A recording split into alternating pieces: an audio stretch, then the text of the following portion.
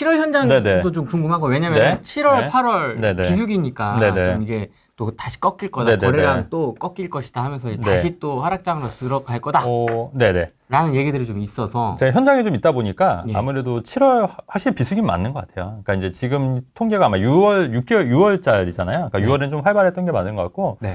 7월달 들어서 아무래도 휴가철이고 장마철이다 보니까 조금 비수기인 건 맞는 것 같고 아마 거래량이나 이런 거는 6월과 비슷하거나 좀 낮지 않을까 저는 개인적으로 좀 그렇게 생각하는데 네. 어쨌든 아직은 이제 계속해서 그 흐름이 이제 상승 이제 제가 볼 때는 대세 상승장의 어떤 서막이라고 말씀드렸잖아요. 그런 식으로 이제 계속 올라가고 있긴 한데 네. 그러면서도 이제 좀 숨고르기 하겠죠. 숨고르기 할 것 같고 지금 이제 기사들이 나오는 거는 이제 조금 이제 과거의 데이터니까 지금 7월 초부터는 조금 지금 또 다시 약간 좀 주춤하고 있는 상황인 것 같아요. 제가 볼 때는 그런 것 같고 전고점을 다 뚫는 단지 거의 근접한 단지들 이제 그게 이제 서울 마용성 위주로 이제 올랐다. 그러니까 이제 강남 오르고 마용성 오르고 순차적으로 이제 오른다고 보여지니까 아무래도 이제 사람들이 이제 작년에 이제 왜 재작년 저점일 때 강남 놓치신 분들이 오히려 이제 지금은 마용성 이제 2급지를 택하는 거죠. 그래서 그러다 보니까 이제 마용성을 올라가는 거고 그리고 이제 여기서 이제 끝이 아니라 이제 제가 계속 말씀드리는 게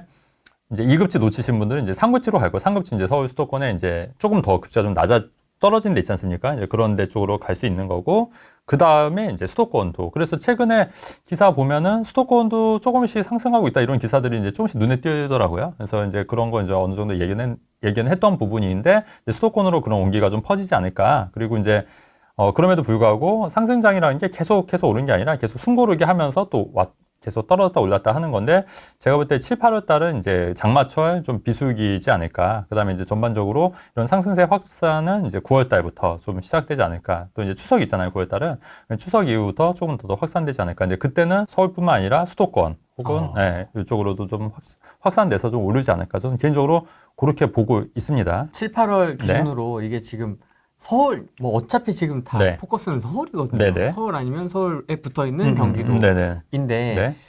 쫓아가서 사야 되냐 말아야 되냐 이런 질문 엄청 많이 하거든요. 그렇죠. 근데 이제 이런 거죠. 보세요. 우리가 그 서울 같은 경우는 다 9억이 넘지 않습니까? 그러면 최소한 취득세가 3%대인 거예요. 1주택자도 3%인 거예요. 근데 이제 만약에 이제 내가 2주택이다 3주택이면 8% 12%지 않습니까? 그러면 만약에 20억짜리면 3%라고 하더라도 3.6%라 하더라도 거의 4% 잡으면 거의 8천만 원이에요. 8천만 원. 네. 그럼 만약에 얘가 예를 들어 15억짜리에 만약에 4% 잡으면 6천이지 않습니까? 근데 내가 6천만 원이 이미 내가 돈을 지불하고 가야 되는 거예요. 그러니까 이게 지금 1, 2천, 5천, 6천이 올라줘야지 내가 수익을 낼 수 있는 거예요. 그죠?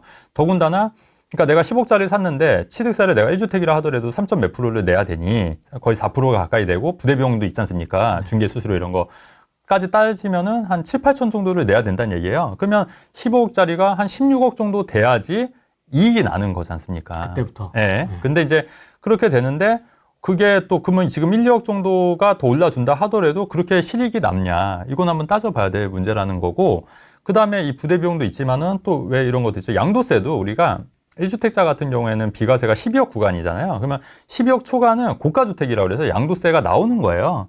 그러면 물론 이제 취득세나 이제 중개수수료 이런 거는 그게 업이 되기 때문에 그게 빠지거든요. 공제가 되거든요. 빠지지만 그 초과분에 대해서는 세금을 내야 되는데 그 세금이 만약에 그 초과분이 만약에 3천이다. 그래도 어느 정도는 세금을 내셔야 된다는 얘기예요. 그러면 이거를 다 따졌을 때 이게 과연 실익이 있을까? 이 부분 한번 생각을 해보시자는 얘기고 제가 그래서 말씀드렸던 게 2022년 말이나 2023년 1월 초 있지 않습니까? 우리 그때 항상 얘기하는데 구독 한 100명이 남짓 볼 때 좀 구독해 주십시오. 칠판에서 막 이렇게 하는데 아무도 안 볼 때. 아무도 안 볼 때. 근데 그럴 때 강남이나 이제 그런 게 바닥이기 때문에 사셔야 된다고 말씀드렸던 부분이 있었잖아요. 근데 그런 분들은 이미 차익을 많이 남겼고 지금 이제 2년 채워서 팔면은 또 세금을 거의 많이 안 내시거든요. 근데 그때 오히려 들어가는 게 오히려 타이밍이었지.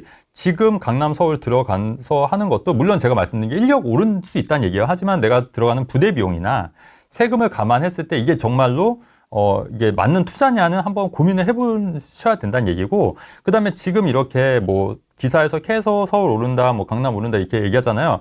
그러면 매도자들이 이거 집을 지금 팔겠어요, 안 팔겠어요? 안 파는 거예요. 그러니까 거둬들이는 거예요. 그러면 또 호가가 1억 또 오르는 거고 실제 내가 봤던 네이버에서 보고 가지 않습니까? 그러면 또 집주인이 한 또 5천을 또 올려버려요. 3천을.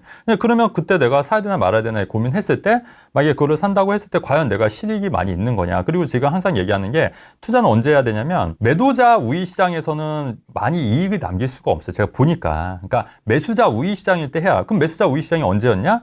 그게 바로 재작년 연말이나 작년 초 2023년 1월이었지 않습니까? 그때는 내가 고를 수 있었던 거예요, 물건을. 매수자 우위에서. 가격도 흥정할 수도 있었고. 근데 지금은 그런 시장이 아니라 매도자 우위이기 때문에 매도자가 한마디 하는 거에 지금 휘둘릴 수밖에 없는 거잖아요. 물건도 없고.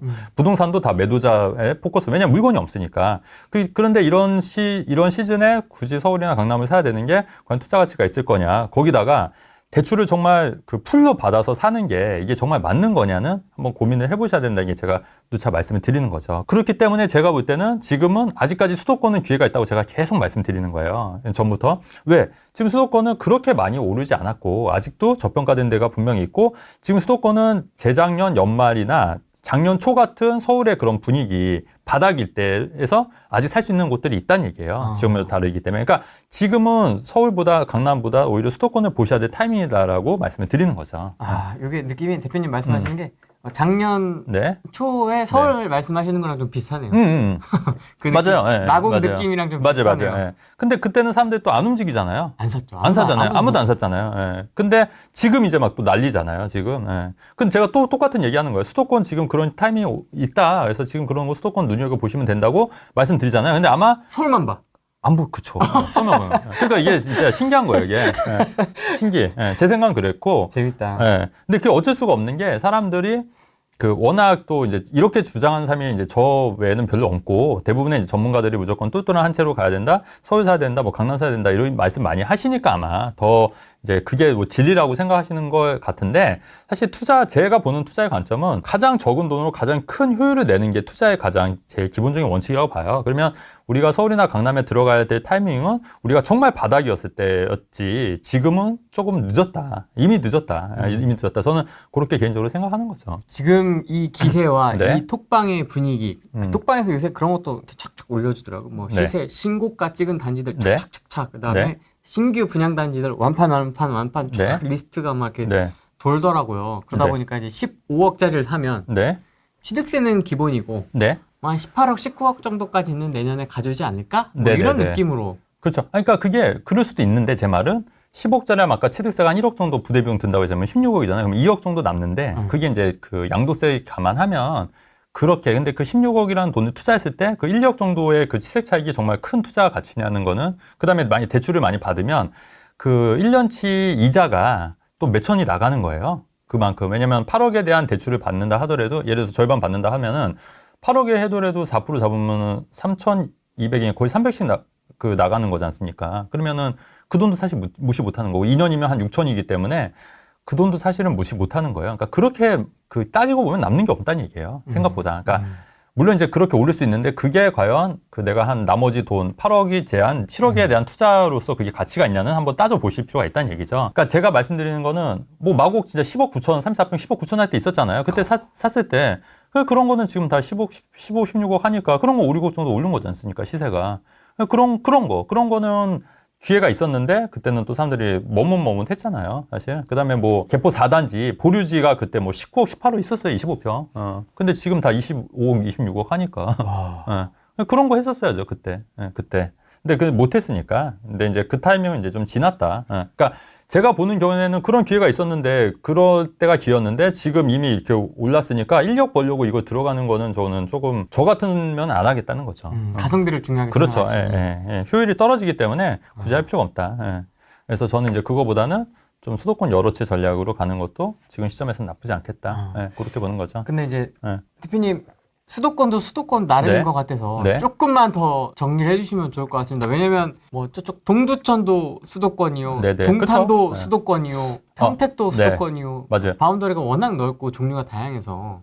저는 개인적으로 이번에 윤석열 정부의 반도체 들어오는 자리 있잖아요. 용인 쪽이나 네. 그쪽 저는 경기 남부 쪽 좀 눈여겨봤으면 좋겠어요. 그러니까 이미 송도나 청라나 이런 데는 이제 어느 정도 마무리가 됐고 끝났다고 보여지고요. 근데 저는 이제 지금은 이제 경기 남부 쪽 평택이나 뭐 이런 쪽 있지 않습니까? 네. 이제 그런 쪽하고 옥정이나 이런 데도 제가 누차 말씀드렸기 때문에 거기도 이제 바닥은 지났고 이미 올랐기 때문에 저는 오히려 지금 경기 남부 쪽은 좀 괜찮은 것 같아요. 지제부터 포함해서 용인이나 뭐 이쪽 화성 뭐 이쪽 있지 않습니까? 그쪽이 반도체가 크게 이제 들어설 지역들, 왜냐면 일자리가 또 생기는 지역이니까 그런 데는 물론 이제 시간이 많이 필요할 수도 있는데 어차피 시간은 부동산이라는 게 여러분 그래요. 이게 팔 수 있는 시간이 최소 2년을 보유해야지 팔 수가 있어요. 일반 세율이라도. 네. 근데 이제 2년이 요새 힘든 게 뭐냐면 네. 갱신 청구 때문에 대부분 세입자들이 4년을 살 수가 있거든요. 그러니까 내가 만약에 이걸 산다 하더라도 최소 4년 정도는 들고 가셔야 돼요. 그래야 마음이 편해요. 그러면 4년 정도 되면은 생각보다 빨리 변해요. 생각보다. 그러니까 도시가 생성되고 이런 게 보면은 작년이랑 재작년, 예전에 그 마곡도 그랬잖아요. 마곡도 매년 갈 때마다 달라졌을 거예요, 아마. 지금도 조금씩 더 좋아지고 있긴 한데. 근데 그런 식으로 이게 생각보다 4년이라는 시간이 굉장히 또 부동산 투자에 있어서는 또 금방 가더라. 그러면 이제 그때 돼서 매도를 하려고 하면은 이제 많이 좀 올라와 있으니까 좀 긴 텀으로 봤을 때는 오히려 그런 쪽도 나쁘지 않다는 거죠. 경기 남부 쪽도. 대표님이 말씀하시는 수도권의 기준은 어디까지일까요? 아까 말씀드렸는데, 경기 남부, 예. 경기도 이천. 아, 이천은 좀 멀죠? 이천은 좀 멀어요. 이천은 수도권 아니다. 아니, 뭐, 준수도권 정도. 차라리 청주를 넣어라. 천안을 넣어라. 뭐 이런 느낌? 이천, 예. 이런 느낌? 조금 아쉽긴 하네요, 이천도. 예. 네. 네. 분당도 뜨겁다고 하네요. 네, 분당도 요새 많이 뜨거울 거예요, 전반적으로. 야. 근데 분당은 뭐 사실은 뭐 거의 서울이죠, 뭐 거의 서울. 마포 저 마용동 네. 지금 난리죠. 네. 판교도 난리라고 하면 뭐 다 난리네요. 다 난리. 좋은 데는 난리네요. 다 난리네요 지금. 안 난린 동네도 혹시 있습니까 혹시? 안 날린 동네 제보 좀 해주십시오. 아무래도 현장. 뭐 금강구 말씀하시는 여기 조용합니다. 여기 구로 조용합니다.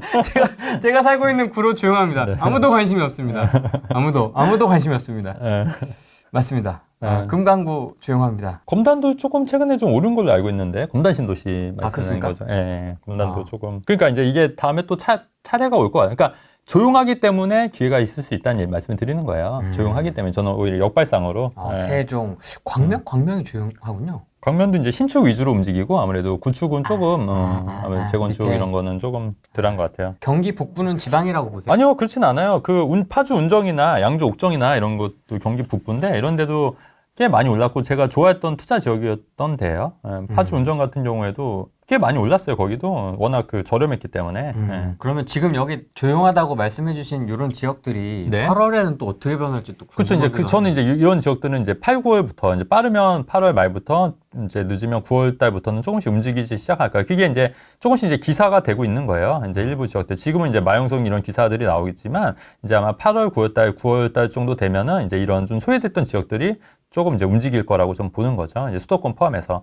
그 다음에 이제 서울 웬만한 지역은 사실 수도권보다 못한 지역들도 분명히 있거든요. 네. 근데 그런 지역도 이제 같이 움직일 거라고 봐요. 그래서 그런 지역들 좀 눈여겨보시면 좋을 것 같다는 거죠. 이거는 뭐냐면, 우리가 그 수도권 아파트를 이제 서울만 말씀하신 분들 물론 많이 계시고, 물론 서울이 이제 좋은 데도 있는데, 아까 말씀드렸듯이 웬만한 서울보다 좋은 수도권도 많이 있어요. 사실, 여러분, 분당이랑 구로랑 만약에 비교하면, 어디가 솔직히, 분당은 경기도지 않습니까? 근데 어디가 더 상급지냐는 거예요. 사실. 그렇게 따지면, 구로보다 사실 분당이 한 수 위이긴 하거든요. 구로 사신 분들한테 좀 죄송한 얘기긴 한데. 제가 구로 살고 있어서 구로 까도 괜찮습니다. 실거 주민이 있기 때문에 제가 살아보니까 쉽지 않습니다. 하드코어합니다 여기. 그리고 이제 서울도 나름인 게 대림동하고 판교랑 비교했을 때 어때요? 그렇잖아요. 판교가 훨씬 더 상급지라고 보여지는 거잖아요. 서울은 나름이니까. 그렇죠.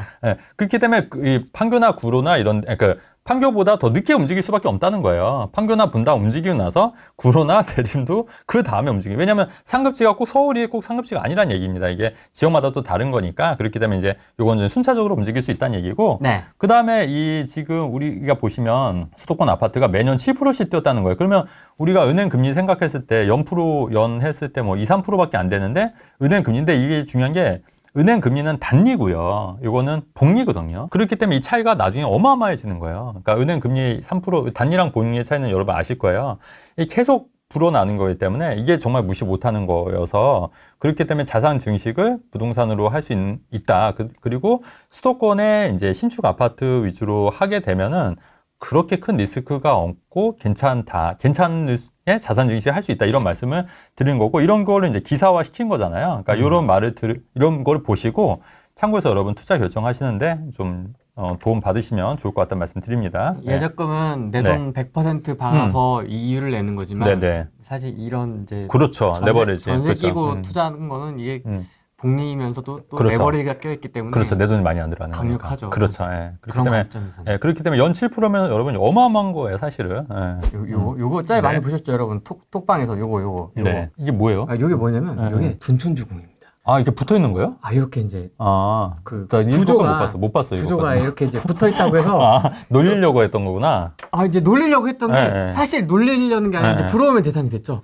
왜냐면 여기 한 채에 23억, 여기 23억, 둘이 결혼하면 46억, 거의 준재벌. 와, 되는 그러네. 예. 벽뷰다, 뭐 무슨 뭐 붙어 있다 동간거리 네네. 막 이랬는데 둘이 커플 되면 46억. 그러네. 그래서 이제 키스도 할 수 있네, 진짜. 피가 10억이다. 이제 그 얘기가 이제 그러니까. 나오는 거거든요. 그러니까 저는 이제 둔촌주공 나쁘지 않을 거라고. 그러니까 제가 항상 좋다 이렇게 얘기 안 하잖아요. 나쁘지 않다가 좋다라는 얘기예요. 근데 너무 세게 얘기하면 또 그 성격상 이제 좀 이렇게 그 살살 얘기하고 약간 좀 우회적으로 얘기한 편이라.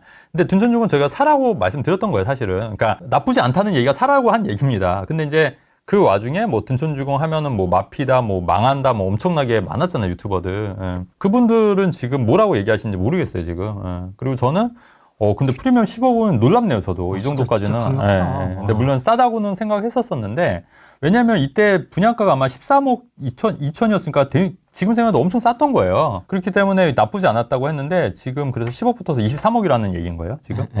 그 정도 할 수 있겠네.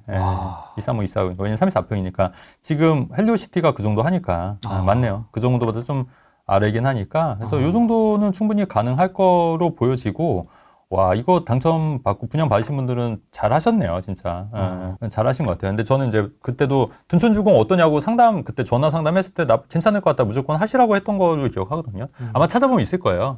그리고 최근에 그 상담받았던 분들이 상담으로도 오세요, 실제로. 근데 이제 그때 어떤 분이 이런 얘기 하시더라고요. 네. 거만요 로얄 프리저시티 있잖아요. 네. 그때 한창 마피 좀 나올 때 제가 괜찮다고 했는데 거기랑 청량리 오피스텔 두 개 어떠냐고. 아마 기억나시죠? 네. 네. 그분 최근에 상담 오셨어요. 근데 그렇게 얘기했는데 청량리 오피스텔보다 저는 거만요 그 로얄 프리저시티가 이게 더 메인이니까 이게 더 중요하다. 이걸 더 지키고 청량리 오피스텔은 조금 오히려 이게 메인이 아닐 수가 있기 때문에 이거를 더 지키고 이 잔금을 치르시는 게 좋겠다고 말씀드렸던 걸로 얘기를 했었어요. 오히려 청량리 그 오피스텔보다 이게 더 좋은 거라고. 거만요. 둘 다 지키기 어려우니. 네, 하나를 지킨다고 하면은 아마 그 방송이 있을 거예요. 찾아보시면. 근데 그렇게 얘기하는 사람이 저밖에 없었대요. 그럼 다른 분들은 다 청량리 오피스텔 청량리를 지키라고? 네, 다른 분들 다 청량리 오피스하고 거만은 팔라고 했더라고. 그 거만이 로얄 파크 프로듀스는 팔라고 했는데 그게 이제 입주하고 나서 순식간에 한 2억 정도 확 올랐나 봐요. 그래서 이제 그렇게 얘기한 사람이 저밖에 없었다고 그런 식으로 또 말씀을 해주시니까 이렇게 감사하더라고요. 근데 대부분에 보면 이제 입지가 봤을 땐 청량리가 훨씬 좋죠. 근데 이제 그게 꼭 그렇게만 보실 게 아니라 이제 입지랑 이제 전체적으로 보고 이제 판단을 했어야 되는 거죠. 이제 커뮤니티나 이제 그런 거, 이제 가격이나 이런 걸 보고 판단했어야 했는데 단순히 뭐 청량리 오피스텔이 입지가 좋기 때문에 더 오를 거라고 이렇게 얘기했던 분들이 아마 대다수였다는 거예요. 저만 유일하게 이제 거만 로얄 프리저시티를 그냥 갖고 계셔라. 잔금 치러라. 이렇게 말씀을 했다고 하니까. 그러면 그때 기억이 잘 안 나서 근데 청량리가 3룸이었나요? 그랬던 것 같은데. 그래서 아마 지키라고 했나 나쁘지. 보다. 아마도 그랬던 것 청량리니까. 같아요. 근데 이제 상승폭이나 이런 건 이게 훨씬 더 좋은 것 같아요. 청량리 오피스텔은 많이 안 오른 것 같아요. 박상호 국토부 장관은 이게 일시적인 뭐 등락이라고 해서 잔등락. 이게 뭐 오를 것 같지 않다고 말씀을 하시잖아요.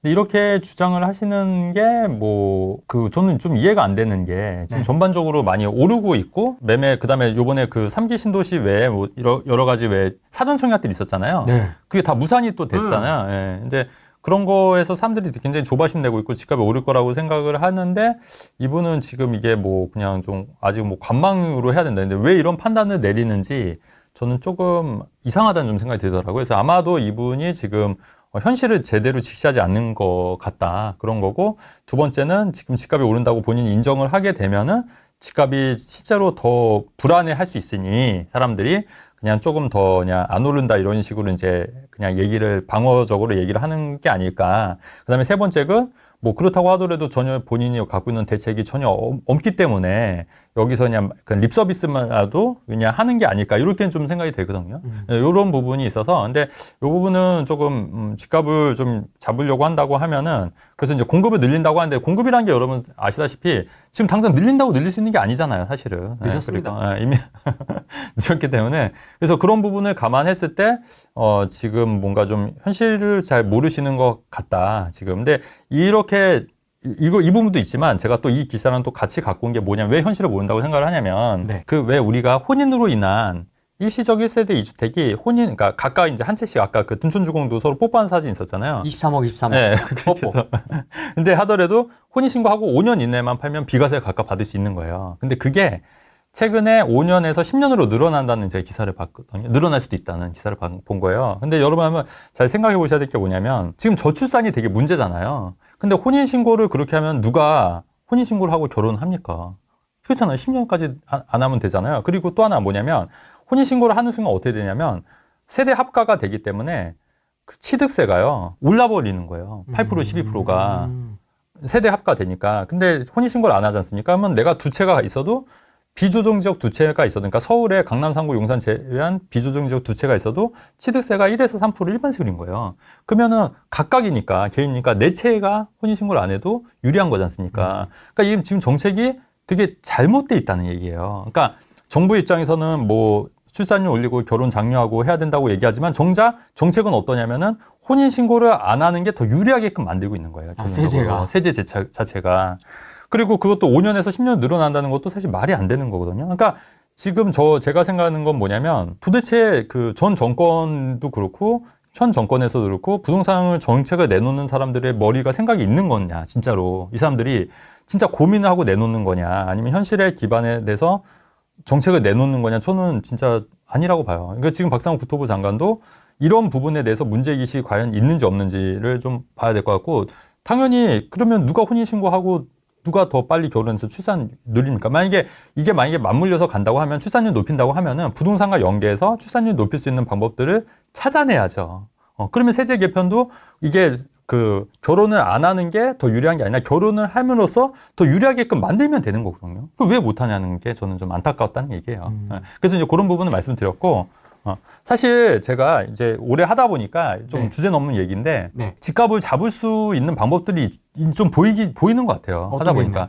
근데 그거는 제가 얘기는 안 하는 게 맞을 것 같아요. 왜? 얘기를 굳이 할 필요는 없을 것 같고, 네. 어차피 제 얘기를 한다고 해서 뭐 받아들이는 것도 아니고, 그래서 그러니까 집값을 좀 할 수 있는 방법들이 여러 가지가 있을 것 같은데, 어차피 뭐 의견 뭐 받아들이지 않겠지만, 근데 그런 것들을 좀, 그러니까 제가 볼 때는 이런 거를 너무 제가 볼 때는 관에 계신 분들이 좀 민간에 있는 좀 유능한 사람들을 좀 이렇게 자문 좀 받았으면 좋겠다는 생각 들어요. 그러니까 저뿐만 아니라 다른 사람들도 많이 있을 거 아닙니까? 근데 이제 쓸데없는 소리 하는 사람들도 있어요. 예를 들어서 뭐 풍랑 유튜버라든가 쓸데없는 사람들. 이제 이런 사람들 말고 진짜 제대로 시장을 좀 잘 파악하고 있는 사람들 있지 않습니까? 그런 사람들한테도 조금 이제 좀 귀를 열고 좀 그런 조언들을 좀 들으면 어떨까? 개인적으로 좀 그렇게 생각하는 거죠. 잘 못하고 있는 건 맞지만 그래도 네. 그 전월세 무한 네. 갱신 뭐 무기 계약 얘기하는 뭐 정당보단 낫지 않습니까? 맞아요. 예. 그러니까 그나마 다행인 게 저도 그거 봤거든요.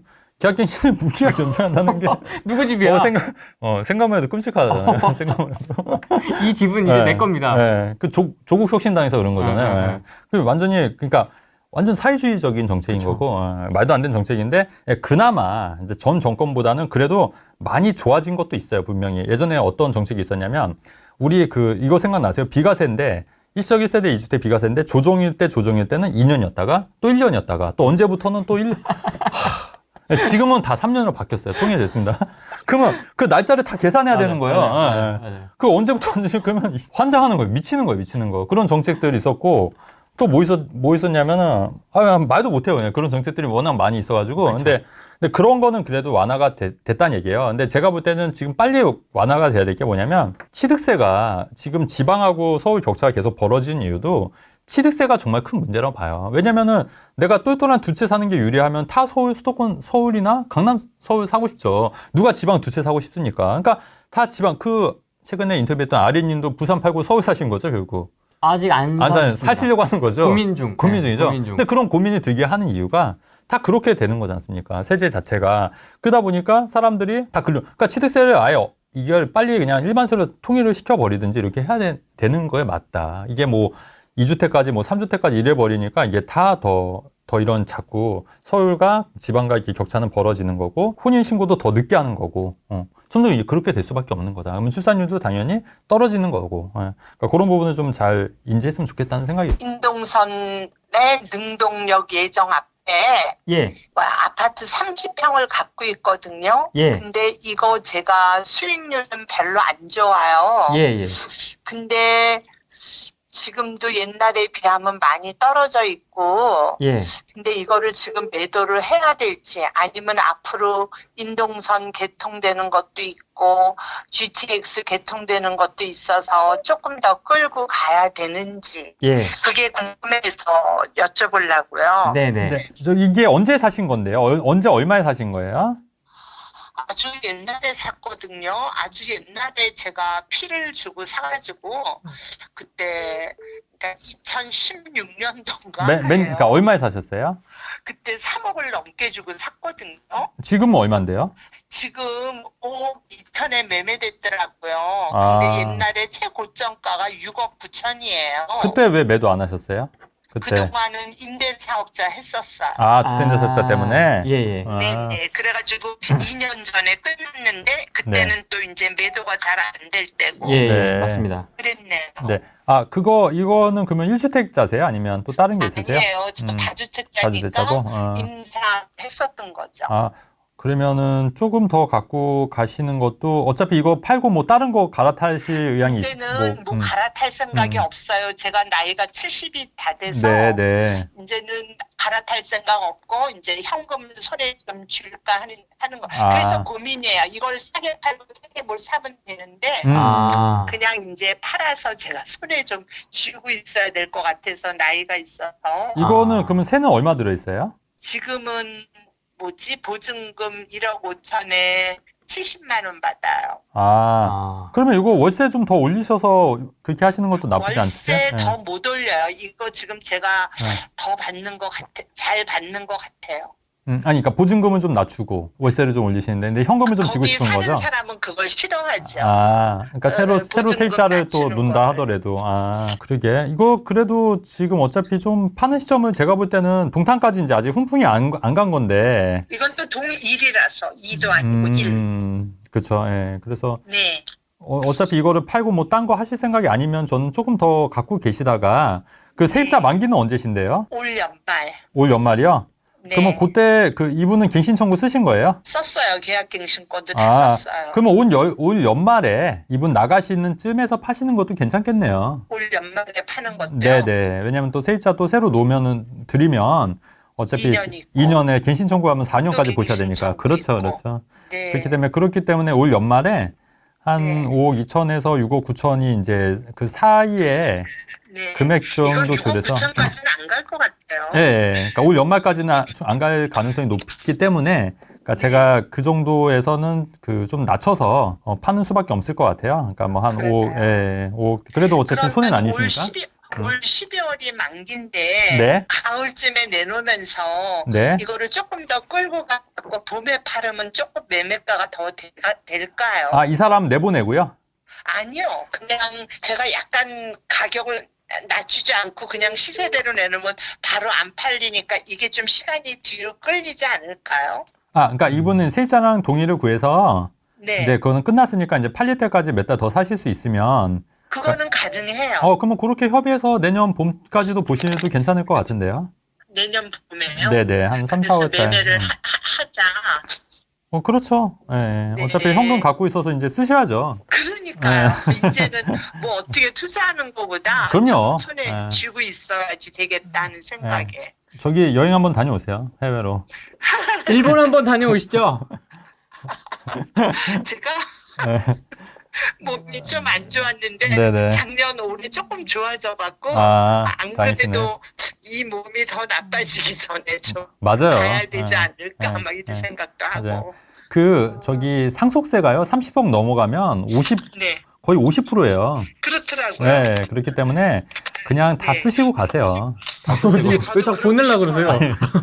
다 쓰시고 하고 네. 이제 그렇게 하시고 혹시 저희 만나면 또 저희도 맛있는 것도 좀 사주시고. 아, 그럼요. 그리고 이제 네네. 또 네, 2016년이 되면 네, 네. 임사 만기되는 게 있어요. 2026년이 되시면요. 26년. 아, 네네. 이거 큰일 났다, 늙어서. 네, 네, 네. 26년에 이제 네. 금호동이거든요. 네, 네, 네. 금호동에 신금호 파크자이라고 있어요. 예, 네네네. 25평인데 네. 예.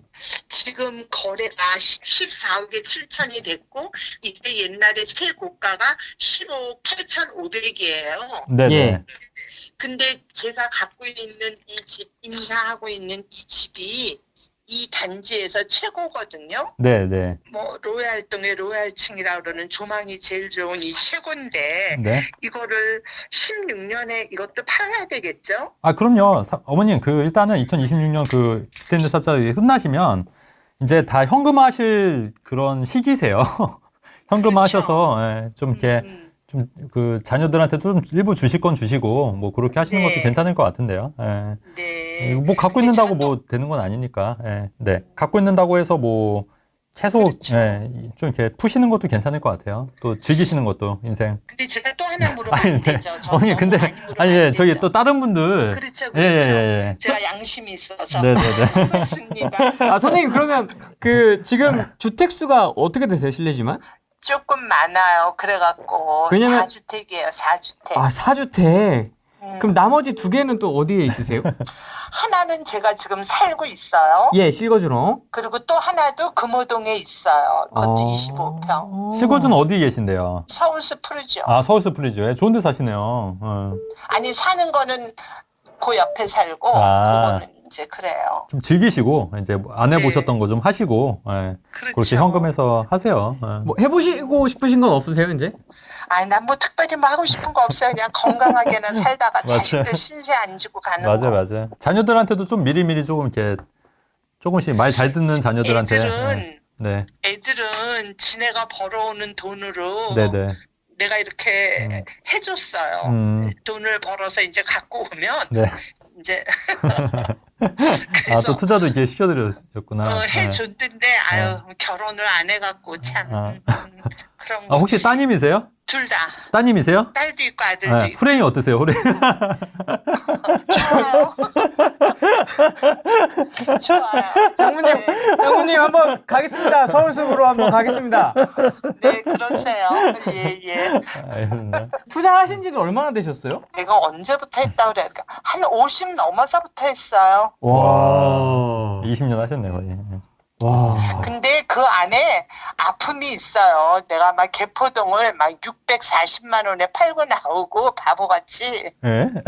그런 게 있어요. 그래서 아 내가 이제 이거 바보 짓을 하면 안 되겠다 하고 이제 좀 컴퓨터 보면서 이 할머니가 그때는 컴퓨터 할지도 몰랐는데 막 더듬더듬 하면서 이제 보고 또 이제 동네 부동산 이제 한두 군데를 친하게 사겨갖고 들랑달랑 하면서 밥도 사주고 밥도 사서 얻어먹고 뭐 이러면서 했죠. 와. 이게 정답이에요, 사실. 예, 이게 나이가 50이 넘어서 뭔가 이렇게 새로운 걸 하기가 그러니까, 그것도 그러니까. 큰 돈을 들여서 이렇게 하는 게 쉽지가 않은데. 그렇죠.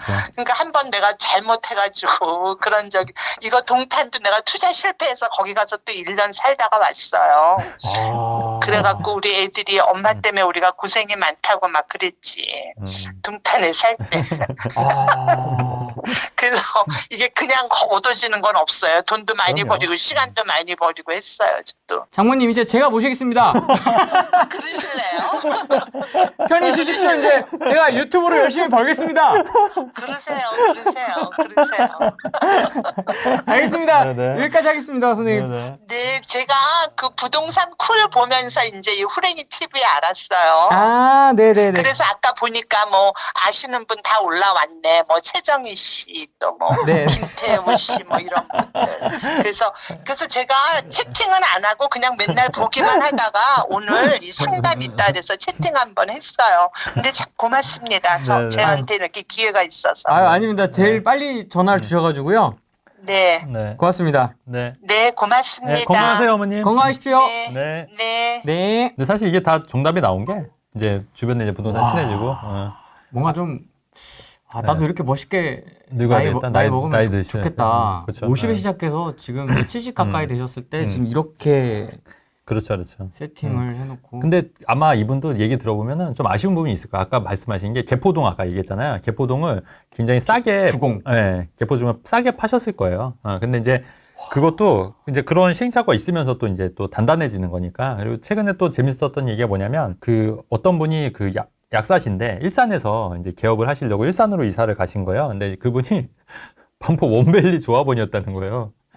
그 반포 주공에서 팔고 일산으로 간 거예요. 근데 아무것도 안 하고 그냥 가만히 있었는 게 더 낫다는 거지. 결론적으로. 반포 원베리를 팔고 일산으로 갔다고요? 약간 리버스 이동인데? 네, 근데 이제 그 약국 때문에 어쩔 수 없이 그런 선택을 했는데 지금 돌이켜 보니까 이제 그냥 약국을 차라리 안 하고 약국을 안 하고 그런 말씀을 하시더라고요. 또 이제 그런 얘기 있고 또 어떤 분은 또 이제 강남에서 또 사업을 막 크게 해서 이제 집을 팔고 강남 집을 팔고 반포를 팔고 강남에서 사업을 하고 다시 돌아왔더니 사업에서 잘 돼서 돌아왔더니 결국 그 반포 집을 못 산다는 거예요. 그런 얘기도 있고 아마 이분도 그 개포도 그런 좀 아픔이 있으신 것 같긴 하더라고요. 그런 사연이. 우리 장모님 건물주 밥을 보내드려야 될 것 같은데? 네, 이보다 강력할 수 있을까? 네. 너무 긴장되는데요. 아닙니다. 편하게 말씀하십시오. 네네네. 너무 힘들어 하시는 것 같아가지고 빨리 말할게요. 늦게 지셨군요. 네. 네네네네. 저 대기업 졸업하고 나왔어요. 네. 네. 그래가지고 다주택자예요. 네, 대기업, 네, 졸업 축하드립니다. 네네. 그래가지고 지방에 다주택자 4채를 갖고 있는데 그게 전혀 안 팔리는 거예요. 네. 그래서 지금 제일 갭이 큰 강교 중흥이 있어요. 예. 그거를 팔고 예. 그거가 양도세가 그런데 이제 많이 나와요. 그래도 그거를 포기하고라도 예. 한남, 그러니까 방배를, 제가 이제 다주택자였기 때문에 방배가 토지가 미뤄져 있어서 그걸 살 수 있고, 그 다음에 한남도 토지가 미뤄져 있어서 한남 살 수 있고, 그렇게밖에 선택을 못 하겠더라고요. 네. 네네. 그래가지고 지금 가장 큰 거 하나를 제가 원해가지고 사고 싶은데, 원래 마음은 한남에 가 있었었는데, 자꾸 이제 여러 이렇게 유튜브나 여러 이제 여러 이렇게 많이 들어보니까 한남보다는 방배가 맞는 거라고 하셔가지고 그게 가장 고민이 돼요. 아, 그래요? 네. 예, 지금 말씀하시는 게, 네. 이제 어쨌든, 4채 중에 이제 광교 중흥 아파트를 양도세를 내고 팔고 이제 그 차익으로 이제 네. 한남 뉴타운이나 아니면 방배동 이제 재개발 쪽을 보시는 거잖아요. 네, 네. 근데 이제 그게 아니면 그게 네, 이제 아니면 네. 반포에 있는 재건축 아파트를 12% 이상 내고라도 네. 이제 아예 똘똘한 한 채로 들어가야 되는 건지. 네네. 네. 그래도 여유 자금이 많이 있으신가 봐요. 근데 이제 지금 재개발이 아까 이제 재개발은 이제 취득세가 4.6%니까 네. 재개발로 이제 하고 싶다는 말씀이신 것 같아요. 이제 다주택자니까 취득세 이제 12%안 내려고 그죠? 방배나 근데 제일 고민이 방배냐 항남이냐 이게 고민이신 거예요? 아니면은 뭐 반포에 재건축을 할 아니면 거냐? 반포에 재건축을 가장 그냥 12%까지라도 내더라도 그냥 갭으로 그래도 그 12%면 꽤 크실 텐데 몇 억이신데? 그러면 거의 취득세만 한 그러니까 거의 한 2.6억 정도 그러니까요. 내더라고요. 예. 2억 6천을 취득세로만 내셔야 되는데 괜찮으세요? 그 나머지 지방 주택이 안 팔려요? 네, 세입자들이 안 보여주고 이제 두 번째는 네. 이제 갭으로 들어가 있어가지고 네. 네, 나머지 주택들은 어디에 갖고 계세요? 지방에 다 있어요. 지방 어디? 다주택자를 얼마 전에 졸업을 해가지고 네. 세종하고 평택이랑 네, 수원하고 네. 네. 어쨌든 이것 때문에 지금 그 광교 중흥 S클래스, 광교 중흥 S클래스 그 양도세가 많은데도 불구하고 비과세로 못 파는 거잖아요, 지금 어쨌든. 네. 그러면, 근데 제가 볼 때는 그 재건축은 취득세 12%면 너무 과해요, 사실. 그러면은 만약에 재개발 쪽으로 가시는 게 맞을 것 같긴 해요. 취득세 때문이라도. 그럼 이제 방배냐, 이제 한남 뉴타운이냐 봤을 때는 이제 그게 단순 비교는 사실 어려워요. 왜냐면 가격이나 이런 게 다 다를 거고 몇 평형대를 받을 거냐 이런 게 다 다를 거고 간평에서 만약에 이게 추가 분담금이 얼마일 거냐 다 다를 거지 않습니까? 네. 이제 다 다를 거긴 한데 이제 입지만 봤을 때는 아무래도 방배가 그래도 많이 좋아질 지역이긴 해요. 네. 네, 왜냐면 또 그쪽도 다 지금 재개발이 되고 있고 많이 좋아지고 또 신축으로 많이 들어설 지역이기 때문에 네. 그쪽으로 보는 것도 나쁘진 않을 것 같긴 하거든요. 아, 네. 지금 살고 계신 데는 어디세요? 지방이에요. 지방 어디세요? 아주 먼 남쪽 나라예요. 먼 남쪽나. 아, 별로 밝히고 싶지는 않으시군요. 네. 네. 네네. 예, 그러시니까 어쨌든 그렇게 하더라도 한남동 타운보다는 방배동 쪽에 이제 많이들 선호하는 지역이긴 하니까. 예. 네. 근데 제가 볼 때 취득세 12% 내고 강남 재건축 들어가는 거는 취득세 완화되지 않는 한, 그건 네. 조금 아닌 것 같다는 말씀 드리는 거고. 네. 예. 그러면 광교 팔고 나머지 투자금까지 합치면 총알이 얼마나 있으신 거예요? 조금, 예, 있어요. 별로 이렇게 사생활 노출을 별로 좋아하진 않으시는군요. 아니, 여기서 말을 하면 저를 미워하실 것 같아가지고. 왜요? 제가 사는 남쪽 나라는 되게 미워해가지고, 그 무슨 말씀이시지? 무슨 말이죠? 적폐로 찍혀가지고, 저희도 적폐인데 뭐. 정치적인, 네네네. 예? 그러니까 다주택자들을 되게 좀 안 좋게 생각하셔가지고, 누가요? 주변 사람들이. 아, 목소리를 알아볼까봐? 네. 아, 글쎄 뭐. 글쎄요. 네, 알아볼 일이 있을까 싶긴 한데, 뭐, 어쨌든, 예, 알겠습니다. 네. 어쨌든 이거는 제가 전화상으로 뭐 다 말씀드리기 힘들 것 같고요. 네네. 제가 볼 때는 그나마 좀 조언을 드린다면, 그래도 네. 취득세 관련해서는 재개발 쪽이 이제 취득세율이 낮으니까, 4.6%니까, 그렇게 하는 방법이 나쁘지 않을 것 같고, 안 그러면 12%니까 사실 이게 너무 어마어마하잖아요. 사실 이게 또 금액이 크다 보니까 또 몇 억을 내야 되는 거잖아요. 네. 아까 2억 6천까지도 취득세 세금을 내기엔 너무 아까운 거죠. 네. 그러니까 그렇게 해서 근데 방배동 재개발 쪽도 괜찮아요, 생각보다. 네. 네, 그래서 그쪽 노리시는 것도 괜찮을 것 같고, 한남동 타운도 뭐 괜찮은데, 이거는 비교는 사실은 이제 물건별로 비교가 돼야 되기 때문에 단순히 네. 어디를 해야 된다 이렇게 말씀을 못 드린다는 말씀 드리는 거예요. 예, 그리고 이제 가장 좋은 거는 광교 중흥 S클래스가 만약에 그 가장 양도 차익이 많으면 이걸 비과세로 파는 게 가장 유리하잖아요. 네. 그러면 기존 주택을 세종이나 평택이나 수원에 팔아야 되는데, 네. 근데 이게 지금 막혀 있는 거잖아요, 지금. 네네. 막혀 있기 때문에 요거는 조금 아쉬운 부분이 있다. 그리고 요것도 하나 아셔야 되는 게 뭐냐면 꼭 내가 꼭 1주택 비과세가 아니라 다른 게 그러니까 평택, 세종, 수원 중에 하나가 그 일시적 1세대 2주택이 되면은 광교 네. 중흥을 비과세로 팔 수도 있는 방법이 있어요. 그러니까 네. 이게 최종 주택 그 비과세가 꼭 최종 주택 비과세만 있는 건 아니고 일시적 1세대 2주택도 비과세 되는 거기 때문에 이 조건에 충족이 되면은 광교 중흥 S클래스를 비과세로 팔 수 있는 수도 있거든요. 그러니까 나머지 팔고 나서, 그러니까 이런 방법도 한번 생각을 해보셔야 될 것 같다는 말씀을 좀 드리는 거예요. 그 부분도. 네, 알겠습니다. 네. 그렇게 사는 수밖에 없을 것 같은데, 이 부분은. 투자 자금도 오픈이 안 되시고. 그러니까. 어디 사는지도 사시는데. 오픈이 안 되시고. 일단 무슨 말인지 나 이해가 안 되는데. 어렵다. 어렵다. 어려워. 근데 어쨌든 중요한 건 네. 재건축 12%면 2.6억 정도라고 하시는데 그쵸, 예. 그 2.6억이면 어지간한 투자금이거든요. 그렇죠. 그러니까. 네, 진짜 이거는 조금 그렇죠. 많이 그렇죠.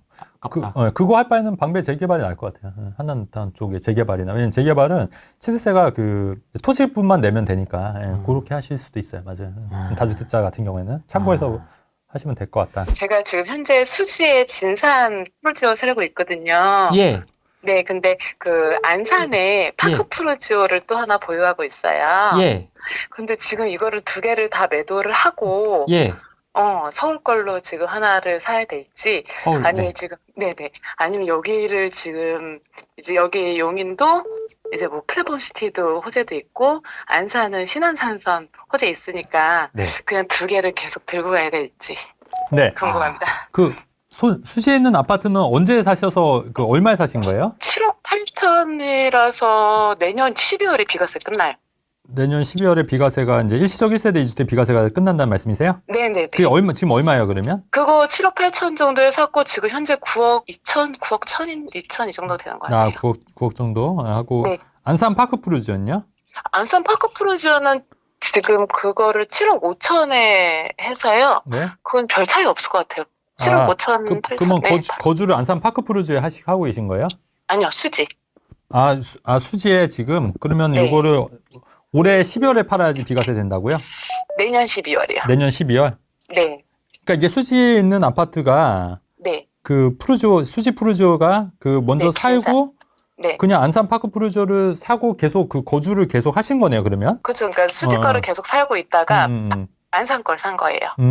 그럼 안산 그 파크 프루즈도 비과세가 되는 시기가 언제예요? 그것도 이제 후년, 예, 후년이에요. 그 네. 전세 맞춘 지 올해 전세 그러니까 2년 전에 했어요. 2년 전에. 아, 2년 전에? 그러면 이것도 비과세 되네요, 지금? 네, 돼요. 네. 아, 그럼 2개 팔면 지금 둘 다 비과세 되는 거네요? 네, 현재로서는요. 그리고 3년 차가 올해 12월이라는 거세요? 내년, 네네. 올해 12월? 여기 수지 거가 3년 차가 내년 12월이고. 아, 내년 그다음에 12월이니까 1년 이제- 남으신 거네? 네. 네네. 1년 남았고, 그 다음에 이제 안산 거는 작년에 샀어요, 작년에. 그러면 내년에 팔 수 있는 거네요, 2개를? 네, 2개 괜찮아요. 아, 내년 내년에. 12월까지. 네, 그러면 2개 만약에 팔면 비과세로 판다고 가정했을 때 얼마가 되세요? 그러니까 만약 2개를 다 팔았어요. 어차피 둘 다 비과세긴 되잖아요. 수중에 있는 네네. 남는 돈. 네. 네, 현금. 수중에 남는 돈. 한 13억, 12억, 13억 정도 될 것 같아요. 그러면 그걸로 어디 정도 보고 계세요? 저 원래 마포 태형 계속 봤었거든요. 아, 네네네. 예, 근데 원래는 지난 3월에 마포 네. 태형 살려고 그랬는데, 네. 큰아이가 중학생인데 전학을 안 간다 그래가지고 못 샀어요. 여기 살아야 된다 그래서. 근데 좀 그게 너무 좀 지혜롭지 못한 선택이었던 것 같아서 그냥 이제 가볼까 하고요. 내년에 그렇게 해서 가시죠. 그러면 내년에. 내년에요? 네네. 어차피 비과세 된 기간이 내년이잖아요.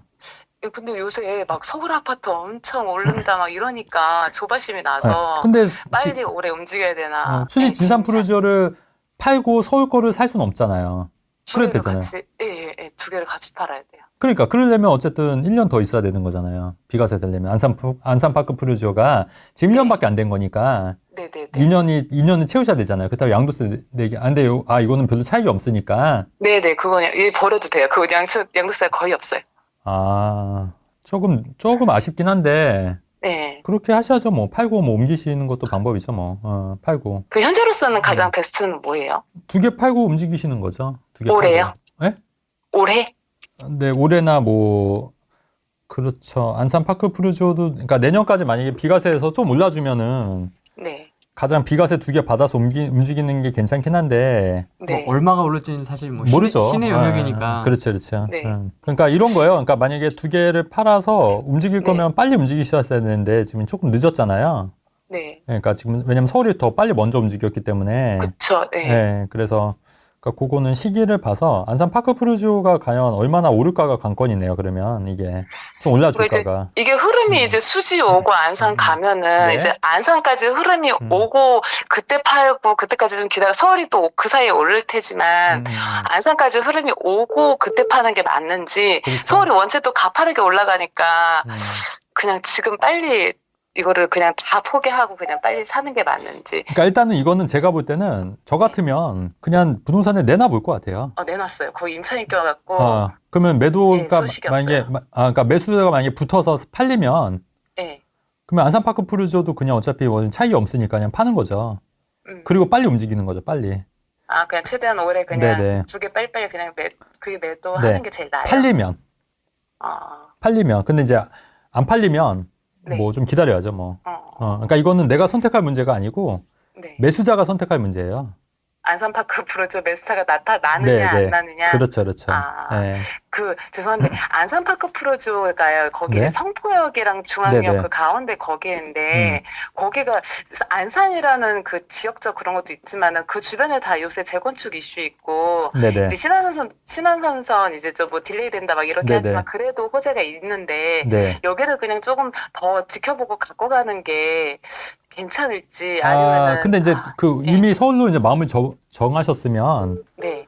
그냥 좀 왜냐면 더 오를 수도 있긴 한데요. 더 오를 수도 있긴 한데 다른 데가 더 빨리 오르는 경향이 있어요. 사실은. 네, 그래서 나쁘진 않은데 이제 네. 그러니까 이거 오르는 거 기다리는데 다른 데가 더 올라버리면 그것도 문제인 거예요.